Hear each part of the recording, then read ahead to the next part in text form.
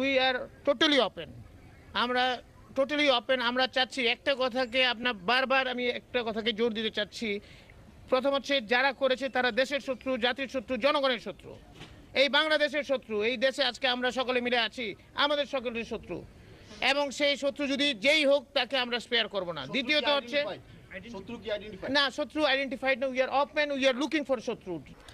কথায় আছে বাপেরও বাপ আছে। যার ভয়ে কোনো এক সময় বাংলাদেশের বাঘ হরিণ এক ঘাটে জল খেত, যার নাম শুনলে থরথর করে কাঁপতো ভারত, সে ছিল মাফিয়াদের বাপ। যার কথায় বিদ্রোহ তৈরি হয়েছিল সেভেন সিস্টারে, তিনি হলেন আমাদের সাবেক স্বরাষ্ট্রমন্ত্রী লুৎফুজ্জামান বাবর। আজ এই ভিডিওতে তার পুরো জীবনী সম্পর্কে জানবো। চলুন শুরু করা যাক।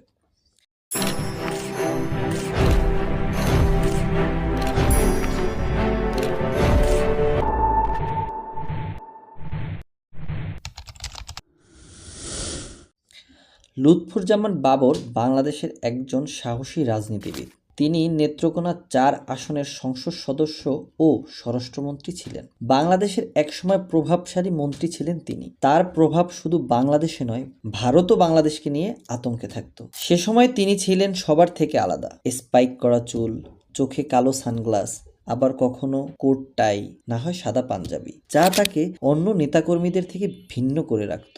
তিনি ছিলেন বাকিদের থেকে পুরোই আলাদা। তার চলাফেরা ছিল মাফিয়াদের মতো, যার হাত দিয়ে তৈরি হয়েছিল র্যাব বাহিনী। তখন র্যাব বাহিনী ছিল হারাক আতঙ্কের নাম। র্যাব বাহিনী দিয়ে তিনি বিচার বহির্ভূত কাজ করাতেন। তাছাড়া তিনি ক্রসফায়ারের জনকও ছিলেন। বাংলা জাতির যারা শত্রু তথা সন্ত্রাস, চাঁদাবাজ, মাদক ব্যবসায়ী, চোরাচালানকারী, দুর্নীতিবাজ, তাদেরকে র্যাব বাহিনী দিয়ে শায়েস্তা করাতেন তিনি ছিলেন দুর্নীতিবাজদের কাল। তার শাসনকালে তার নিজের দলের নেতাকর্মীরাও দুর্নীতি করে রেহাই পায়নি। কতিপয় আছে সেভেন সিস্টার নামে ভারতের 7 অঙ্গরাজ্য অস্থিতিশীল করার পেছনে তার ব্যাপক ভূমিকা রয়েছে।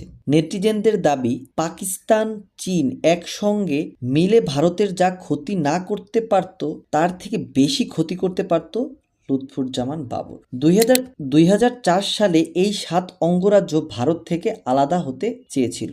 শুরু হয়েছিল বিক্ষোভ। তখন তাদের 10 ট্রাক অস্ত্র সহযোগিতা করতে চেয়েছিল লুৎফুজ্জামান বাবর। তখন যদি তার এই প্ল্যান সফল হতো, তাহলে সেভেন সিস্টার স্টেপ সিস্টারে পরিণত হতো। তখন ভারত থেকে স্বাধীন হয়ে স্বাভাবিকভাবে সেভেন সিস্টার বাংলাদেশের সাথে মিলিত হতো, কিন্তু শেষ পর্যন্ত সেটা সম্ভব হয়নি। ইতিহাস সাক্ষী, বাবরের আমলে ইন্ডিয়ান সীমানায় দ্বন্দ্ব লেগেই থাকতো।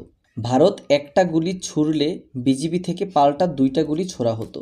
তার সময় বাংলাদেশের সাহস হারে হারে টের পেয়েছিল ভারত। পরিস্থিতি শান্ত করার জন্য ভারত আহ্বান জানালেও রাজি হননি লুৎফুজ্জামান বাবর। বাবরের আমলে বাংলাদেশ ছিল ভারতের জন্য আতঙ্ক। জানা যায় রাজনীতিতে আসার আগে তিনি বাংলাদেশ বিমানবন্দরে কেসিও ঘড়ির চোরাচালান ব্যবসায়ীর সাথে জড়িত ছিল।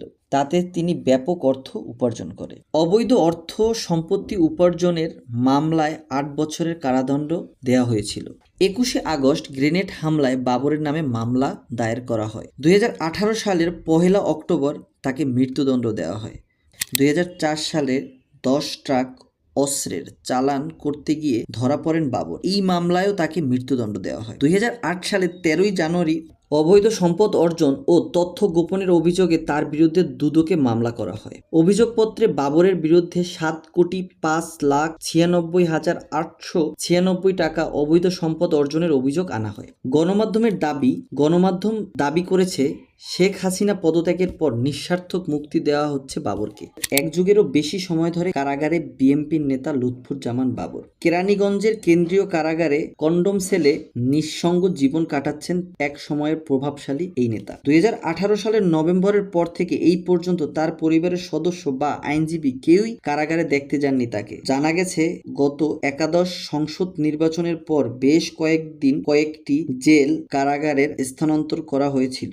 বর্তমানে তার ঠাঁই কেরানীগঞ্জের কারাগারে। নানা কারণে আলোচিত সমালোচিত এই স্বরাষ্ট্র প্রতিমন্ত্রী কারাগার থেকে শোনেন তোলপাড় করা 2টি মামলার মৃত্যুদণ্ডের রায়। এই রায়ের বিরুদ্ধে উচ্চ আদালতে আপিল করলেও কোনো গতি নেই। নানা রোগে আক্রান্ত বাবর 17 বছর ধরে কারাগারে। এই সময় আরো বেশি শারীরিকভাবে দুর্বল হয়ে গেছেন তিনি। স্বাভাবিকভাবে হাঁটাচলা করলেও কষ্ট হচ্ছে তার।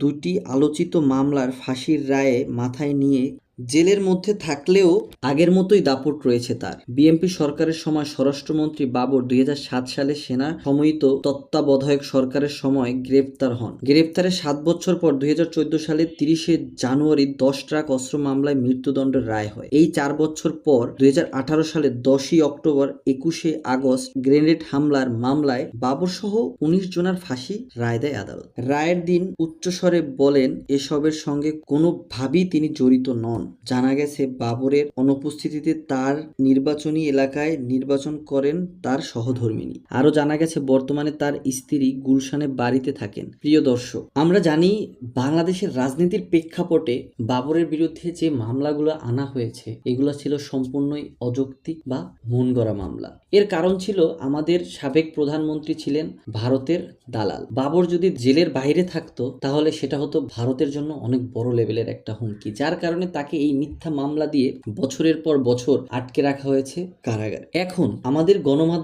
এখন বাবরকে নিয়ে চলছে নিঃস্বার্থক মুক্তির আন্দোলন। এখানে বিক্ষোভ করেছে বিএনপি ও তার অঙ্গ সংগঠনের দলগুলো। আমার জানা অনুযায়ী বাবর এসবের সাথে জড়িত থাকলেও তা ছিল দেশের জন্য কল্যাণকর। যদিও তার বিরুদ্ধে যে মামলাগুলো আনা হয়েছে তার আদৌ সত্যতা জানা যায়নি, তবে আমি মনে করি লুৎফুর রহমান বাবরকে নিঃস্বার্থক মুক্তি দেওয়া হোক। কারণ তিনি যে মামলায় এত বছর যাবৎ সাজা পাচ্ছেন বা তার যে মামলায় মৃত্যুদণ্ডের রায় হচ্ছে, এই মামলায় এত বড় রায় দেয়া মানে মৃত্যুদণ্ড দেওয়া যৌক্তিক নয়। যদি বাবরকে মৃত্যুদণ্ডের রায় দেওয়া হয় মাত্র 7,50,96,896 টাকার জন্য, তাহলে সাবেক প্রধানমন্ত্রী শেখ হাসিনার কি হবে? তাহলে তো তাকে জনসম্মুখে গলায় দড়ি দিয়ে ঝুলিয়ে রাখা হবে। আমি মাননীয় বিচারপতি ও বিজ্ঞ আদালতের কাছে আকুল আর্জি জানাবো যাতে লুৎফুজ্জামান বাবরকে অতি দ্রুত নিঃস্বার্থকভাবে মুক্তি দেওয়া হোক। তো প্রিয় দর্শক, এই ছিল আমার মতামত। আপনাদের মতামত অবশ্যই কমেন্টে জানাবেন।